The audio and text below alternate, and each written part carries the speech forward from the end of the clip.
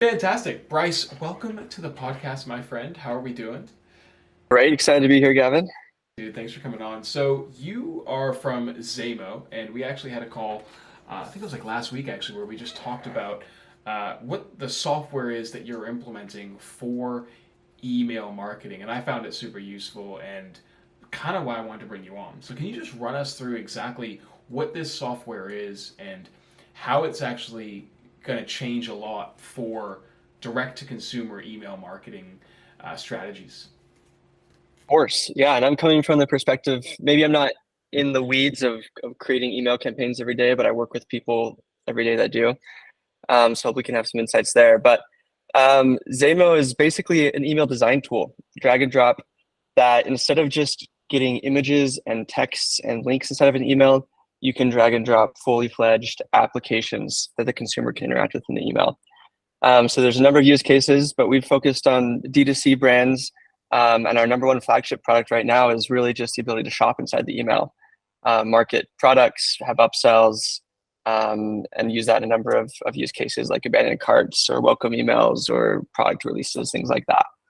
Yeah, so shopping from directly within an email, for those who don't actually know, is like pretty awesome. Like I don't know, it definitely increases conversions. Like I can just see it from like a UX perspective.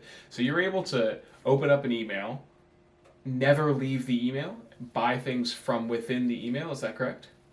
It depends on the case. If you have credit card information stored, absolutely. For most brands, if you're doing a one-time purchase or you don't have an app like Recharge, you still send a secure link for the actual payment. But everything up to that point is done inside the email. And you can update quantities and everything like that as well. Exactly. Change variants, look at different colors, swipe through pictures, add items to your cart, remove items, discount codes, all of that.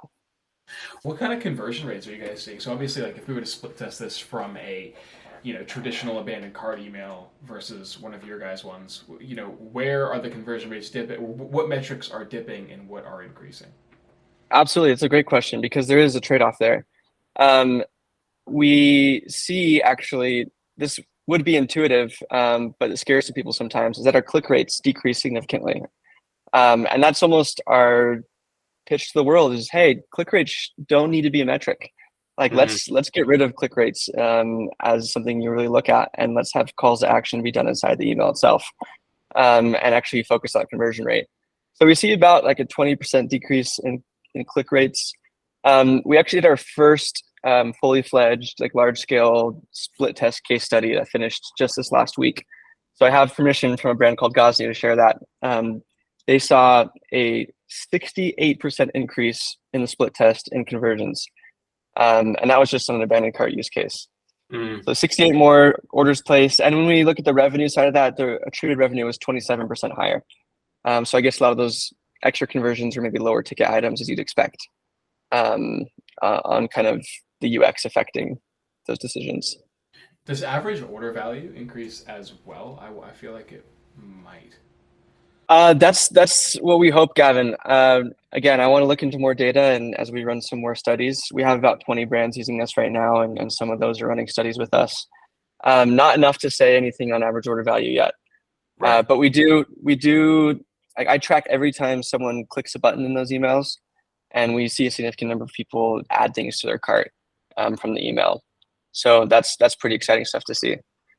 Does the interactions that somebody have from an email perspective, right? Let's say it's like a browse abandon flow, right? And you get a dynamic product feed, you add to cart. Would that then trigger the abandoned cart flow within Klaviyo?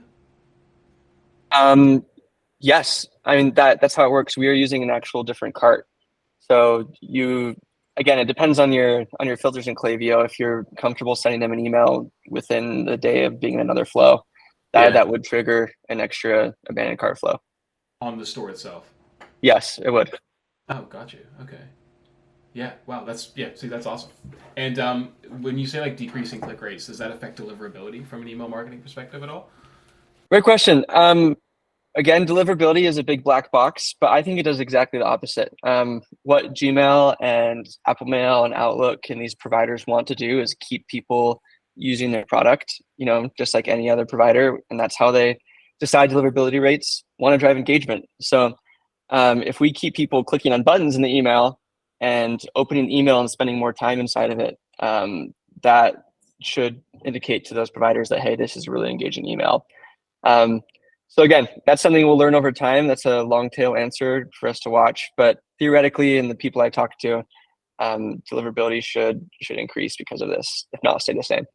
Yeah, got you. So it's kind of like looking at it from like a bounce rate perspective, right? Like with a website that gets more time on the page.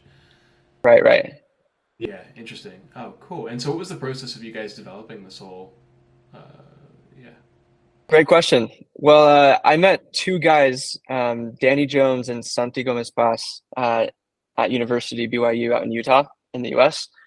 And when I met Santi, we were both and Danny were both all kind of entrepreneurial, wanting to work on something. Santi told me about some experience he had building these emails for a company called Turing.com.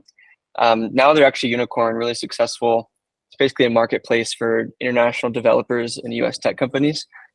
And so he was building out their communication system, wanted to add interactivity for their emails to gather data on developers. They had really low response rates on the surveys.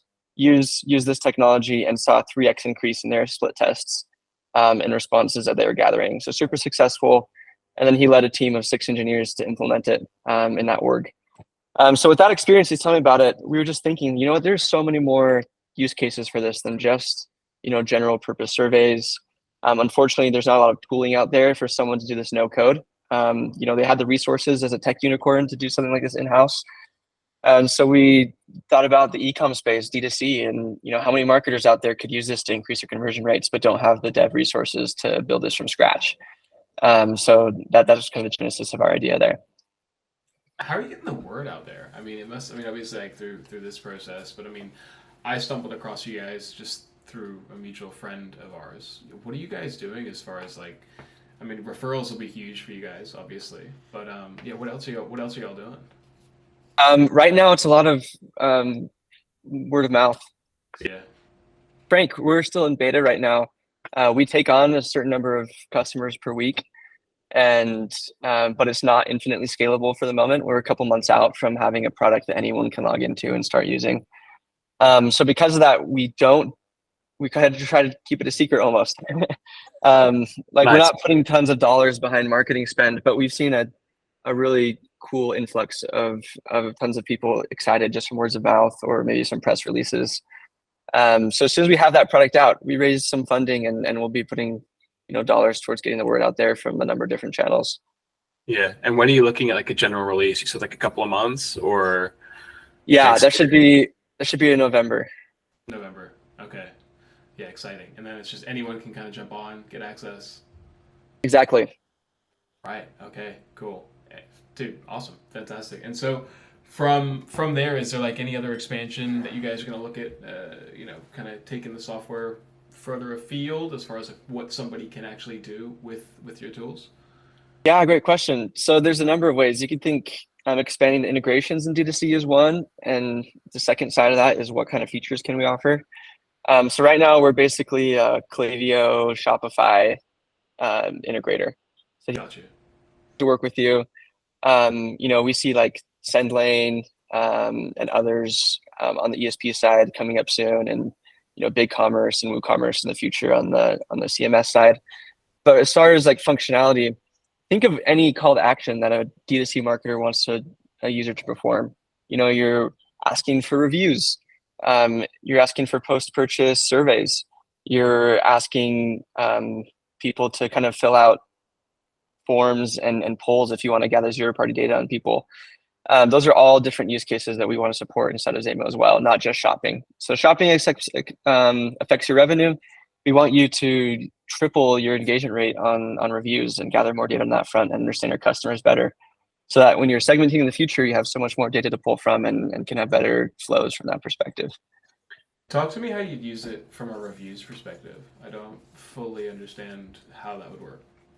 Great question. So from the customer perspective, they open an email and you have Acme Corporation sending, hey, we noticed you bought this product 25 days ago. Can you give us a review? The ability to kind of select the stars and leave a review would be completely done inside of the email, no redirect. So I was talking to a brand this morning actually, and they're saying, yeah, we use Okendo for our reviews. We have the kind of tricky setup where there's the 5 stars or different links. You click on one, and they say there's like a 40% drop off from the time someone clicks on that to actually submitting the review in the end. And so having someone being able to do that straight from the email and kind of one click and not being redirected from their inbox really, really helps drive engagement on that front. So you guys would have to integrate with different review platforms as well, then, right? So like each having its own integration. Exactly. Yeah. So we don't want to reinvent the wheel on that front and be a review management platform on our own, but Sure. we help your Yotpo and your Okendo users, 3x the responses that they're getting and kind of integrate the data back to where it belongs. Is there anything on the horizon for Google reviews on that front? Yeah, and that's a great question. We're still in early, product research and what that looks like. Obviously, that's a big deal, and that's these review providers kind of own on their end. Is once they get the review, they can kind of authenticate it. And so, finding the best way for us to fit inside of that piece is a question that's still open. And so, you could tell me even better than I can, maybe Gavin, on how that works. Yeah, well, I don't know how it would work from like a dynamic perspective, leaving a review directly within an email. I do know that personally, for my business and for a lot of the clients that I work with, we try and push. I mean, it depends, right? Like, so from like an Akendo, a Yotpo, Judge Me, anything like that, Trustpilot, you can review individual products. But from a Google review perspective, it's more focused on the Google store itself, which is a lot better because you get the SEO boost from it as well. So I try and always push my clients to go for the Google review side of things. Awesome. Yeah. Yeah. Well, I'm a humble guy, Gavin, so I'll look deeper into that then. Fantastic, Bryce. Now, where can people find you, man? Where can they hear more about your business? Give us the rundown. Yeah, for sure. It's getzamo.com, and run over there. Feel free to schedule a call. Just look through the website and look at some information. It's pretty simple right now, but really our pitch is simple as well. Like, hey, let's increase conversion rates across the board for D2C marketers. And our pitch right now as a beta product is pay $500 a month, and we'll implement everything for you. So kind of a white glove service for a SaaS fee as we kind of figure this out and get going. So happy to hop on a call with anyone that's interested in something like that. Cool, easy. And we'll have your details just in the show notes as well. So if you're watching this on YouTube, you can see that down below. And if you're on Spotify, you'll see the links in the show notes as well. Bryce, thank you so much for hopping on, man. Appreciate it. And yeah, dude, keep in touch. Awesome. Love talking to you, Gavin. Oh, man. Thank you.